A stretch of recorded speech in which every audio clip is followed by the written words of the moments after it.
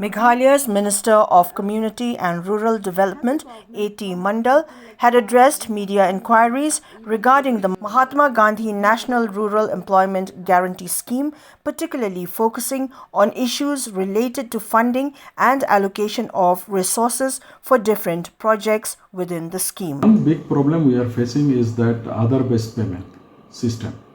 This is creating a lot of problem for us because many of the job card holders have not linked their job card with Aadhaar.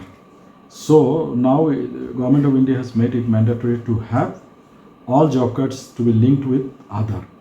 So this is a lot of problems. We requested our Honorable Chief Minister to write to concerned minister. He has already written, and very recently I have again written to him. This is one challenging factor we got to see till all the job cards are being linked to Aadhaar card. Yeah, material component forms, whichever is our share, we used to release time to time, but it depends on how the money is being released from Delhi. And this time, see, election is running for around 2 months now. So it's very difficult to coordinate in Delhi also.